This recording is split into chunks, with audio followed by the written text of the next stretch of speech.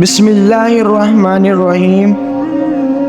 السلام علیکم ورحمۃ اللہ وبرکاتہ۔ جی معزز سامعین، امید کرتا ہوں کہ آپ سب خیریت سے ہوں گے۔ معزز سامعین، آج کی جو ویڈیو میں لے کر آیا ہوں، یقیناً اس کو دیکھنے کے بعد آپ کو اپنی قسمت پر فخر محسوس ہوگا کہ ہم کس نبی کی امت میں سے ہیں۔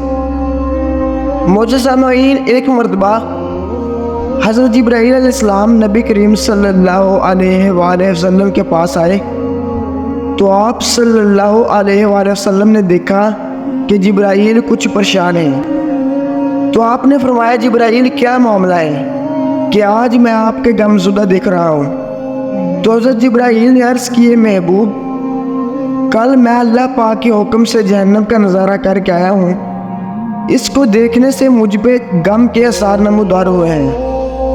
تو نبی کریم صلی اللہ علیہ وآلہ وسلم نے فرمایا، اے جبرائیل، مجھے بھی جہنم کے حالات بتاؤ۔ تو جبرائیل نے عرض کی کہ جہنم کے کل 7 دروازے ہیں، ان میں سے جو سب سے نیچے والا درجہ ہے، اللہ اس میں منافقوں کو رکھے گا۔ اس سے اوپر والے 6 درجے میں اللہ تعالیٰ مشرک لوگوں کو ڈالیں گے۔ اس سے اوپر 5ویں درجے میں اللہ تعالیٰ سورج اور چاند کی پرستش کرنے والوں کو ڈالیں گے۔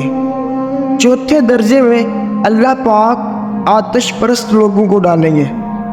3رے درجے میں اللہ پاک یہودیوں کو ڈالیں گے۔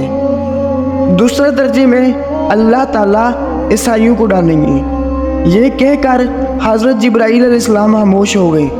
تو نبی کریم صلی اللہ علیہ وآلہ وسلم نے پوچھا، جبرائیل، آپ خاموش کیوں ہو گئے؟ مجھے بتاؤ کہ پہلے درجے میں کون ہوگا؟ تو حضرت جبرائیل علیہ السلام نے عرض کیا، اے اللہ کے رسول، پہلے درجے میں اللہ پاک آپ کے امت کے گناہ گاروں کو ڈالیں گے۔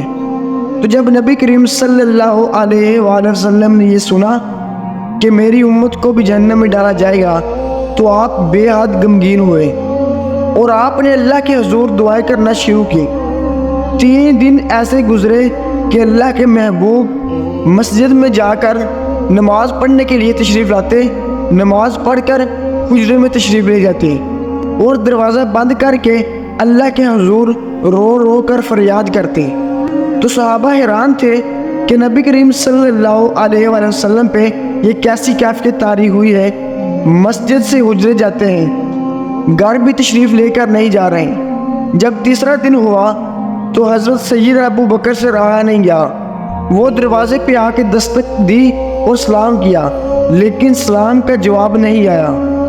آپ روتے ہوئے حضرت سیدنا عمر کے پاس آئے اور فرمایا کہ میں نے سلام کیا لیکن سلام کا جواب نہ پایا، لہٰذا آپ جائیں، آپ کو ہو سکتا ہے سلام کا جواب مل جائے۔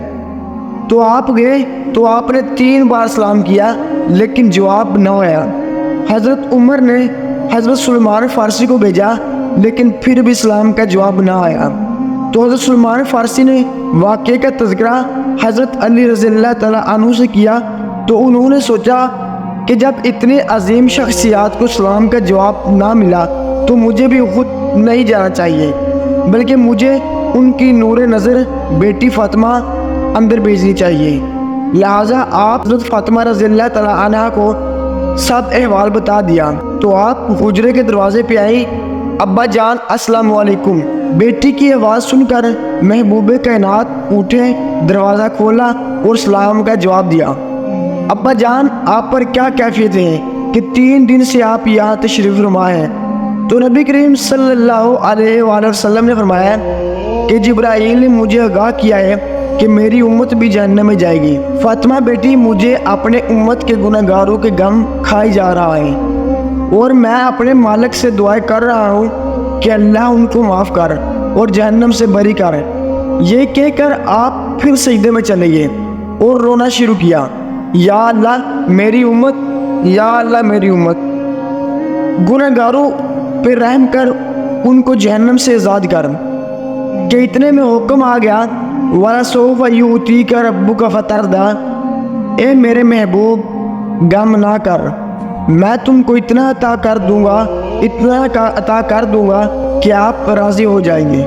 تو آپ خوشی سے کھل اٹھے اور فرمایا لوگوں اللہ نے مجھ سے وعدہ کر لیا ہے کہ وہ روز قیامت مجھے میری امت کے معاملے میں خوب راضی کرے گا، اور میں نے اس وقت تک راضی نہیں ہونا جب تک میرا آخری امتی بھی جنت میں نہ چلا جائے۔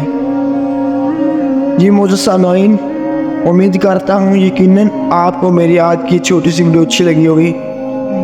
اگر ویڈیو اچھی لگے تو ویڈیو کو لائک ضرور کر دینا، اور چینل کو سبسکرائب اور گھنٹی والے بٹن کو ضرور دبانا تاکہ ہر نیو آنے والی ویڈیو آپ تک بآسانی پہنچ سکیں۔